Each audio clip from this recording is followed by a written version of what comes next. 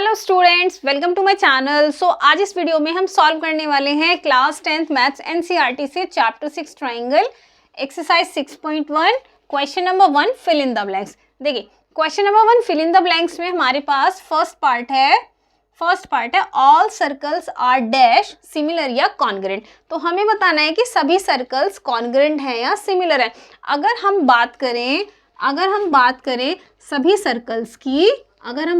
सभी सर्कल्स की तो उसमें अलग अलग साइज के हमारे पास सर्कल आएंगे, इसका मतलब यहाँ पे हमारी जो शेप हो गई वो तो सेम हो गई, बट साइज कैसा हो गया, डिफरेंट हो गया। यहाँ पे डिफरेंट हो गया। सो ये कंडीशन किसकी हो गई, सिमिलर की।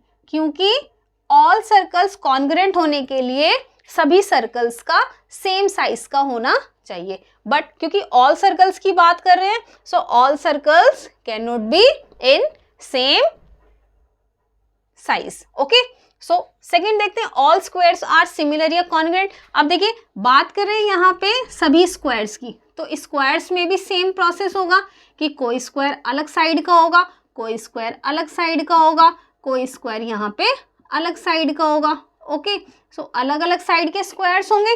सो शेप यहाँ पर भी सेम हो गई, बट साइज डिफरेंट हो गए। सो इसका मतलब ये वाली कंडीशन भी किसकी हो गई हमारे पास यहाँ पे, सिमिलर की।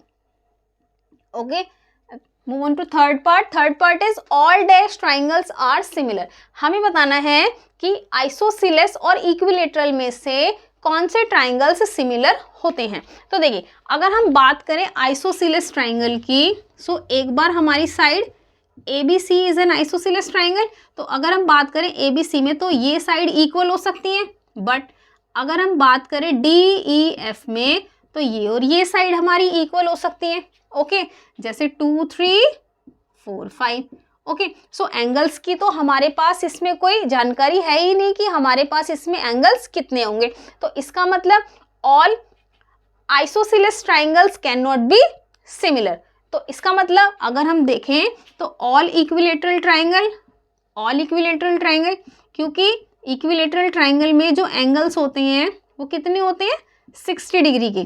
कितने होते हैं, 60 डिग्री के। सो इसका मतलब शेप तो यहाँ पे सेम हो गई, साइज कैन बी डिफरेंट, क्योंकि अगर हमारे पास एक छोटा ट्राइंगल हो वो भी इक्विलेटरल है, भाई इसकी साइड 3, 3, 3 है और इसकी साइड अगर मैं 6, 6, 6 ले लूँ तो एंगल तो सेम है। ओके, लेकिन साइज क्या हो गया इसका, डिफरेंट हो गया। बट यहाँ पर तो हमारे पास एंगल की जानकारी है ही नहीं, लेकिन जो साइज है उसका वो भी देखिए, यहाँ पे ये 2 साइड्स हो सकती हैं, यहाँ पे ये 2 साइड्स हो सकती हैं। तो साइड्स भी हमारी जो कॉरेस्पॉन्डिंग साइड्स हैं वो भी यहाँ पे इक्वली शो नहीं हो रही है। सो इसीलिए थर्ड वाले पार्ट का जो आंसर आएगा वो आएगा equilateral. Okay, fourth part is two polygons of the same number of sides are similar if their corresponding angles are dash and their corresponding sides are equal or proportion। देखो polygon क्या होता है हमारा, least side polygon क्या होता है हमारे पास, triangle. Okay, least side polygon क्या होता है हमारे पास, ट्राइंगल। और हमें लीस्ट साइड पॉलीगॉन ट्राइंगल ही इस चैप्टर में पढ़ना है। क्लियर हो गई इतनी बात। तो अभी कह रहे हैं कि 2 polygons of the same number of sides are similar. तो 2 पॉलीगॉन्स को सिमिलर होने के लिए अगर उनकी जो साइड्स हैं वो सेम होंगी, हम 2 ही ट्राइंगल की बात कर लेते हैं, ABC और ट्राइंगल DEF। देखिए तो इसको सिमिलर होने के लिए क्या क्या कंडीशन होनी चाहिए, their corresponding angles are equal. Angle क्या होने चाहिए, इक्वल।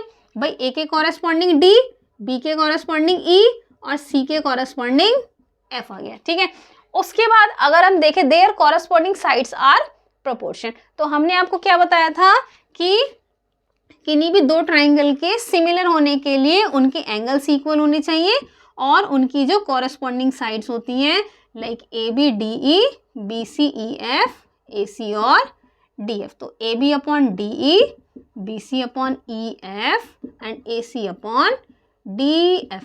तो इसका मतलब जो साइड्स आएंगी, हमारी साइड्स आएंगी वो क्या आएंगी यहाँ पे, प्रोपोर्शनल। कितनी आएंगी? प्रोपोर्शनल। ओके, सो ये वाला क्वेश्चन हमारे यहीं पे कंप्लीट हो जाता है। Next move on to question number 2। मिलते हैं क्वेश्चन नंबर 2 में, तब तक के लिए बाय बाय।